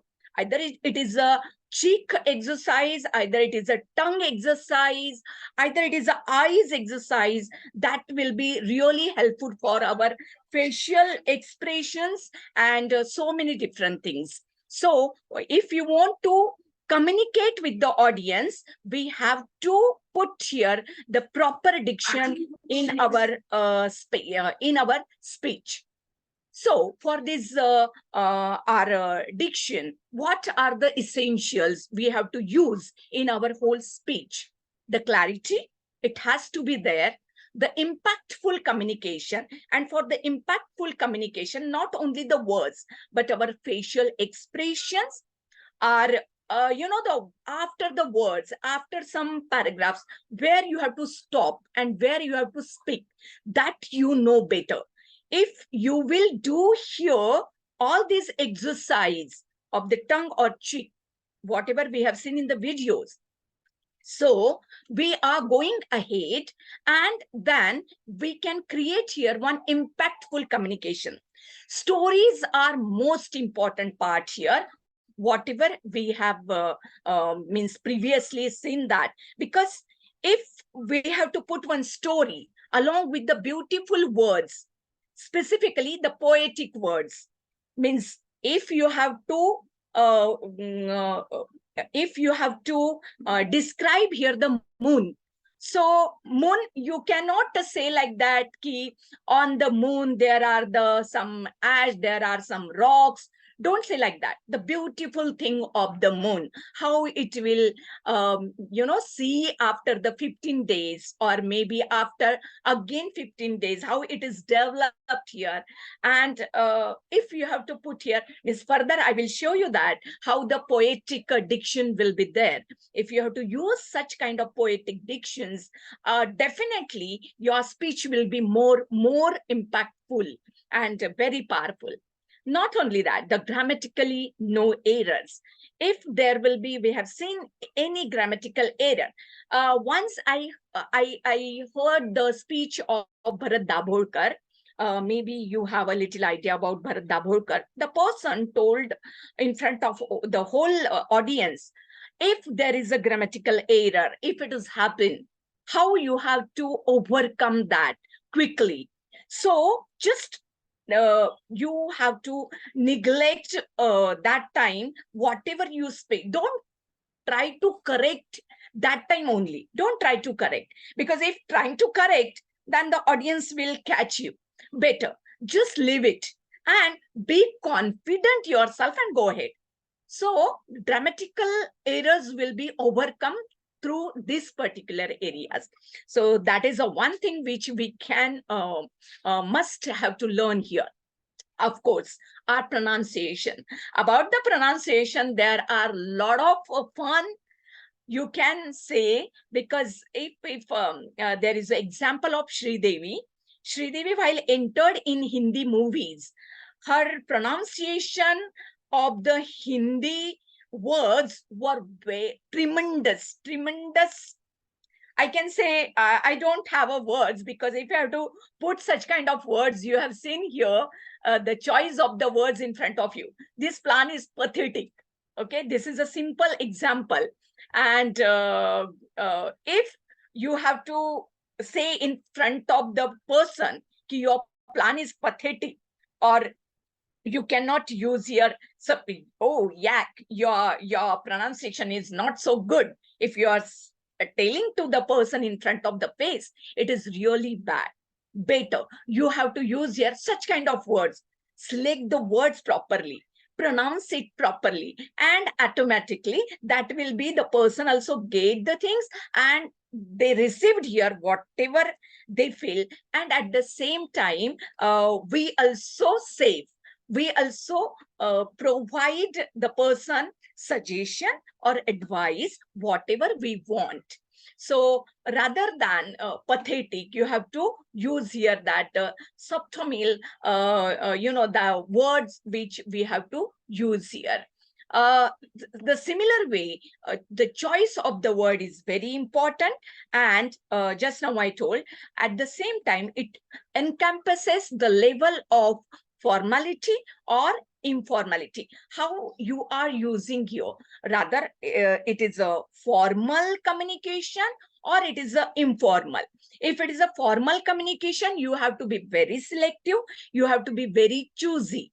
If it is an informal one, fine, you go ahead with any way. And if it is a friend in front of you, or maybe the other group like your student, and you are informally address them, fine. If you are choosing here or selecting here very simple kind of words, so you have to be, see here who are the audience already my previous trainings, they are already mentioned that you have to go with the audience. Who are the audience in front of you? Accordingly, you have to select here the words, you have to pronounce here better way, and you have to go ahead for your speech with the improvisation. The use of specific terminology or the jargons, it's a very important things. For example, further I will show you that the GIF or GIF, what way you have to use here your jargon. Yeah, many times it is happened. Just now I said, yeah, that is a slang. So further you will get that how the young generation use here the slang language and the beautification of the English language right now. There is no more, and we can say that where the English language is going. We'll see further here. The overall tone of the language, that is also very important. You have to be very specific, give the space rather than going fast. Many times it has happened with me right now, even I'm little faster. Better you have to stop, and then after you have to go little, slow, not so slow, but little bit we can say that it is with the proper way, with the proper time communication, time management. You have to go for your speech. In summary, diction is the careful selection and the use of the words to achieve here desired effective communication, taking into account all the fractions such as the audience, context, and the purpose. That is very important here. Actually, these are the 8 types, but there are more which I have shown you here. That is a formal diction where we can say that the prudential address was delivered with utmost. Now, there is a ELOQUENC.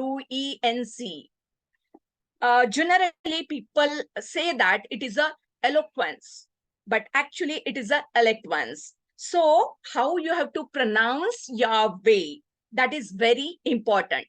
The another one, erudition. It is a erudition. Okay. Many times people say that it is a erudition. So how you have to pronounce here these 2 words?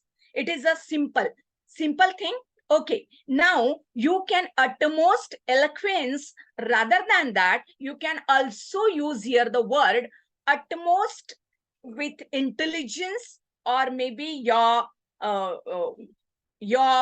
good language speech, that way also, or your elocution, that is also you can use here the word. But rather than informal way, you have to go for the formal using words. So that is what, that is a eloquence. If you have to go further, that is the informal diction. Within the informal diction, you can say anyways. Either you have to use slang language also. There is nothing to be worried here.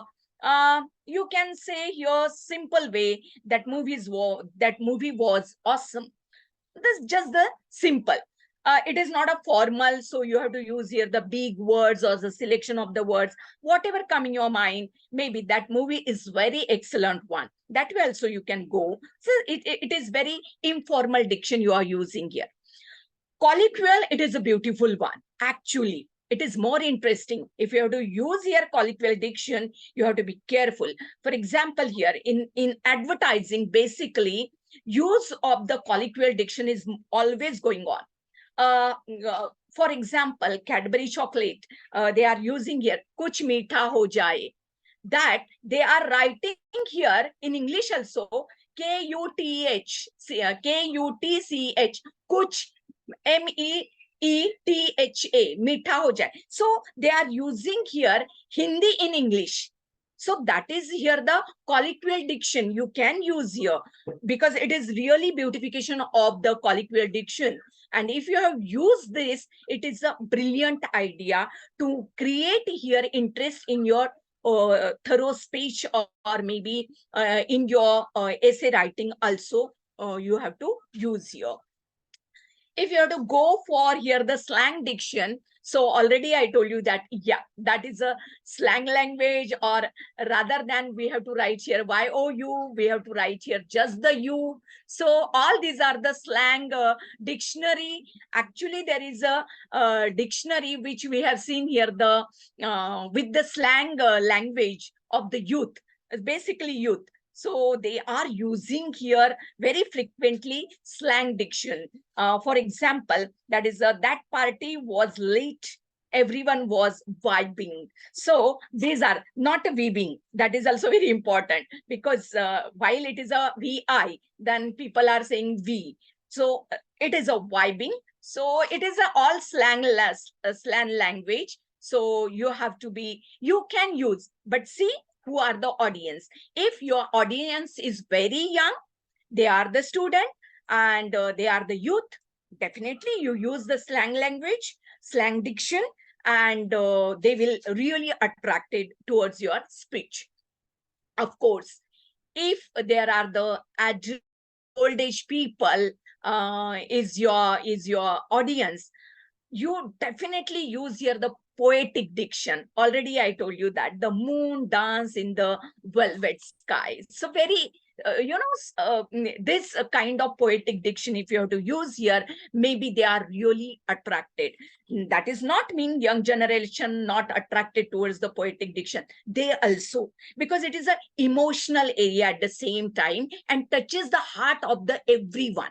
Touches the heart of the everyone. That is very important. So if you want to go for here further and attract the whole audience, whatever their age, then use here the poetic diction. Automatically these people are attracted towards you, the audience attracted towards you.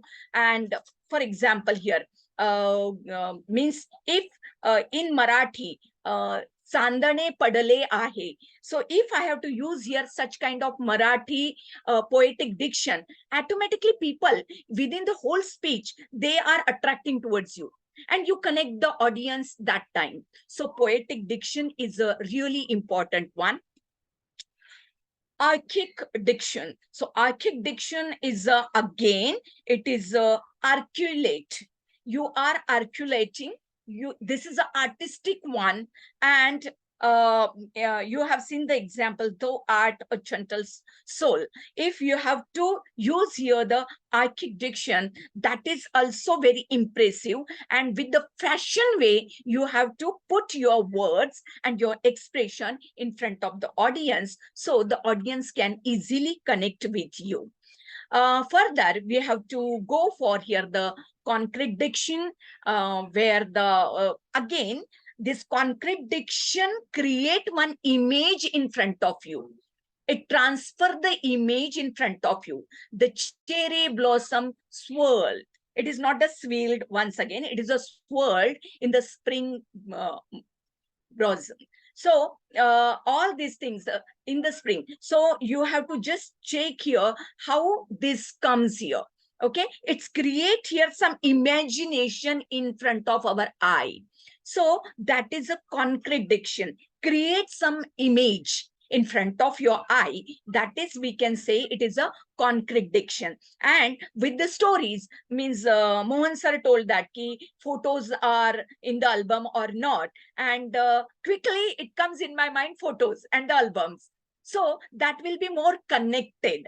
That is a concrete diction, we can say here the example. Abstract diction, yes, it is involved the use of general and conceptual words. So it is a gist of the whole stories. And if you are using that way, that some words, so it is a specific one, and it is a rather than the emotion, it is very specific and tangible details. So that is here the abstract diction. The concept of justice is central to the philosophical words. So that means here we have gone through here abstract diction. While the abstract diction we are using, literate people generally use that. So, for example, Shashi Tharoor, he is using here such kind of abstract dictions, and because of that, many audience are really attracted towards his speech. Then we have seen here the elevated dictions, where these elevated dictions refer to the use of formal and dignified languages, which is associated with the high literature. High literature, or it means high literature's occasions. And again, Shashi Tharoor's example already I have given here. Further, without time, I have to just go for here the takeaway. Within the takeaway, I have took here the two pictures, that is a Sri Devi one side, where dubbing was very necessary for us, because she was not so thorough, or maybe we can say that she is not so good in the Hindi words or the Hindi jargons, and because of that, dubbing was really needed for her. Rekha is an actress who has dubbed for her many times. Because of that, her movie was on fantastic mode, it goes. But wherever she has done her own dubbing, these movies are not done that way, very powerful impact on the viewers. So this is a real case study we can take here. Another one case study, that is a Shashi Tharoor. If you have seen that, it is the writer and the speaker choose their diction based on the purpose of their communication. Important one. The audience and the desired tone or the effect. Mixing different types of diction can also be a stylistic choice to create a nuanced and the engaging expression. This you have to take away. Your body language means not only the pronunciation, but at the same time, your body language, your expression, your contents like, what you are telling to your people. That content has to be powerful. Not only the words. It is not only if your speech are creating your only some dictions. No, there are the combinations. With the combination, you can improve your whole speech. From everyone, whatever today's all the different eminent people, they were given here whatever the takeaways. The similar way, we have combined here all the different things, and then we have to go ahead for improvisation or speech for the further our we can say for our anywhere. If you have to go for resource person, either you have to give here any kind of lecture, or you have to write here any kind of story or this speech for anyone. For this purpose, you have to use here all these things which already I told here.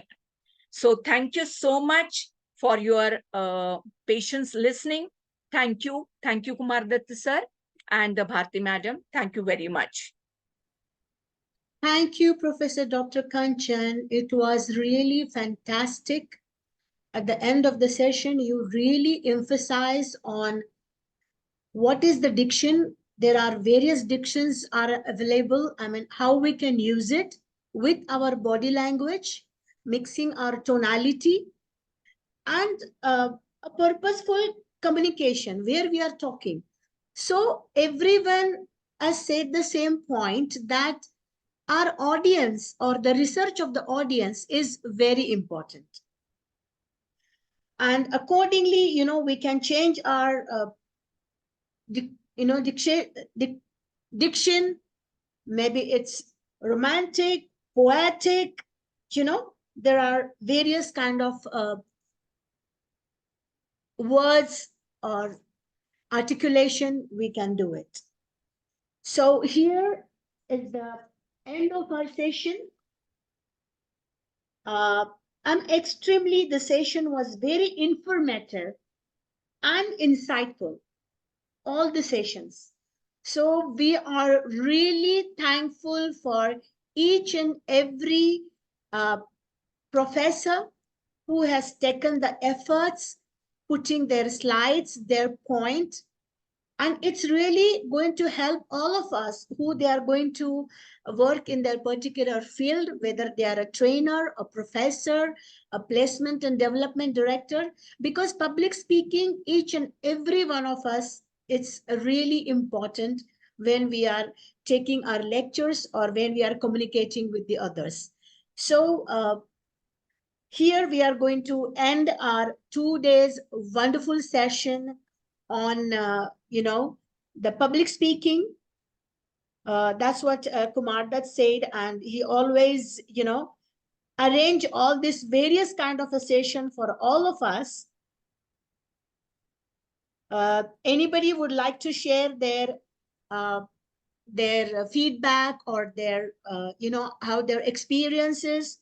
But otherwise, I personally really enjoyed, and it was really insightful for me. Where do I need to change, and what kind of a language, body language, formal, informal, using the videos, my tonality, my expressions, how am I going to improve? And there is all many places I need to improve myself. And thank you so much for, giving such a wonderful 2 days workshop. I mean, I don't know, we're almost 9 o'clock, 9:20 actually, but we don't want to finish this, these sessions. So I would like to thank everyone to participate in such a wonderful workshop, which we said how to develop self-confidence and influence people by public speaking. And all of you, I must say, you are really, truly influencer. So I'm really grateful to all of you, and my gratitude from our side, from me and Kumar Dutt's side, for each and every one of you. And I wanted to, or we wanted to hear a lot more again and again. So over to you, Kumar Dutt sir. Would you like to continue with this? Thank you. Thank you very much. With the due permission from all, and really a wonderful session. Shall I end the meeting? Yes, thank you, Yes. sir. Thank you. Yes, done. It will be available Thank you so much, on- Kumar Dutt sir. It's a really brainstorming session yesterday in the studio stations. That all the speakers are very wonderful speakers. They have given a lots of beautiful insights. Thank you so much. Thank you. Thank you. Thank you, sir. Thank you so much, sir, for the wonderful opportunity. Yeah. Thank you.